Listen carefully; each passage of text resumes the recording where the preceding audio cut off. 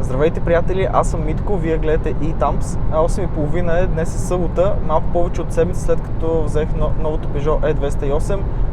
То обаче все още няма 1000 км и това, често казано, на нищо не прилича. Затова реших да направя първото си пътешествие до морето, до Созопол. Тръгнахме от Пловдив на 93% и сега сме на магистрала Тракия. Поради състоянието на магистралата избрахме да минем през Стара Загора, Сливен, Нова Загора и обратно по магистралата, за да избегнем лош участък, и избрахме най-оптималният вариант да заредим само веднъж на L-Drive Сливен, което реших, че е най-оптималният от към гледна точка на удобство вариант, защото с едно зареждане на L-Drive Сливен ще може да стигнем до Созопол, където ни е крайната точка, а там ще включим колата да се зарежда на семейен хотел Морска вила.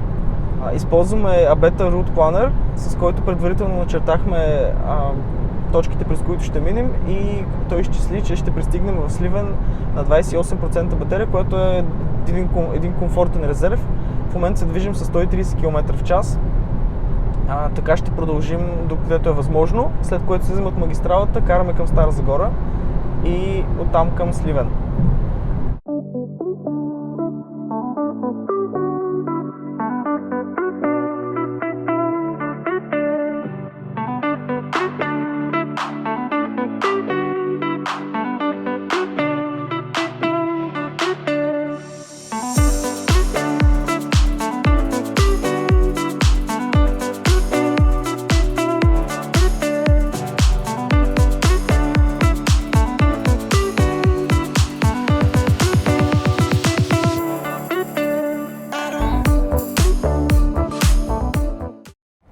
Окей, с малко маневри, в крайна сметка пристигнахме на Shell Сливен. Abeta Route Planner ни казва, че ще стигнем с 28%.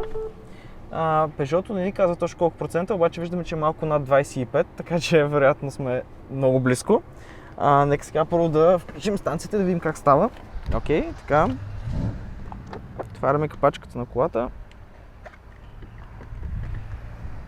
Нашата кола е CCS, затова взимаме CCS буксата. Ето я. И ако му е интересно какво представлява, ето и къде влиза. Така, включваме я. И сега остана да извадим приложението Neodrive, с което да активираме станцията. Аз съм си го приготвил, така че всичко трябва да стане доста бързичко.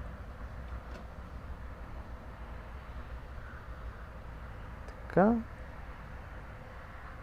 Пита ни на кой от двата порта. Както казахме, зареждаме CCS. Ето къде ще виждате как изглежда, то ви подсказва. Пускаме го. Тук ни дава информация за цената, колко струва. И стартираме. Така, тук от станцията чухме управлението, че вече започнаха проверки и комуникация. Така.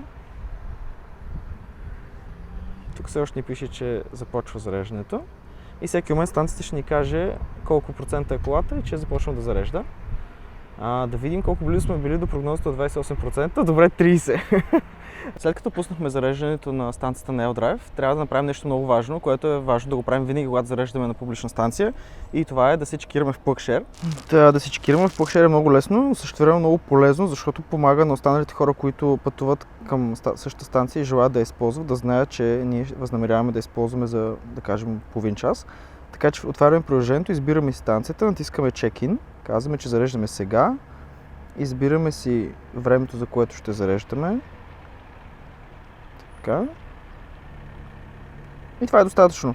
Тоест, вече хората знаят, че Димитър използва CCS порта на станцията, че това ще отнеме половин час и могат да си направят сметка и план, когато пътуват, дали станцията се използва в момента.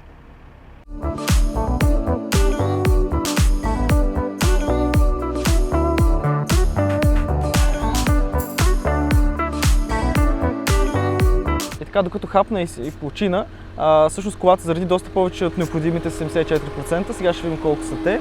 Виждаме, че е заредила 84%. И това означава, че е време да тръгваме. Сега спираме зареждането отново през приложението, връщаме кабела на мястото, много важно, и тръгваме към крайната си точка. Ето в приложението натискаме стоп на сесията. Стояли сме 37 минути. Малко повече от необходимото, но пък така поне ще знаем, че може да пътуваме спокойно.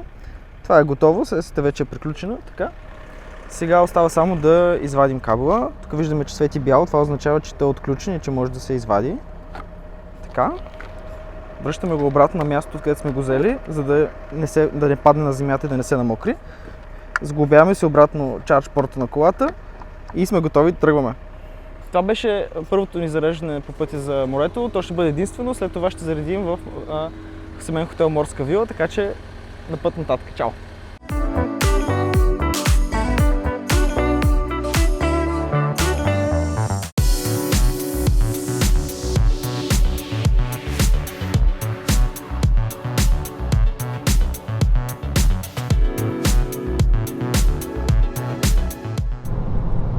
И вече сме на 1001 км. За малко изпуснахме 1000 км, но вече Citroen ни е на...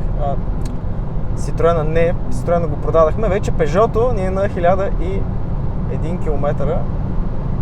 И така, нека се пожелаем още много такива хиляди километри. Да видим дали ще го докараме до 100 000. И така.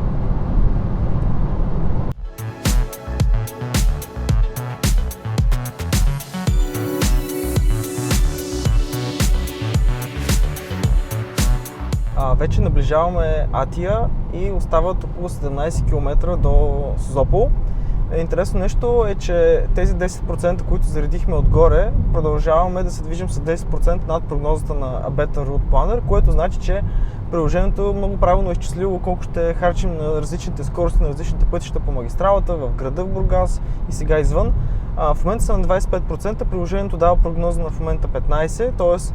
тези 10%, които заредихме отгоре, продължаваме да си ги имаме и това ни дава едно спокойствие и реално в момента не съм изпитал някакво притеснение от това, че няма да ми стигне батерията. Предстои след малко да стигнем от Созопол, където ще включим колата да се зарежда, докато си почивам. И така, до после.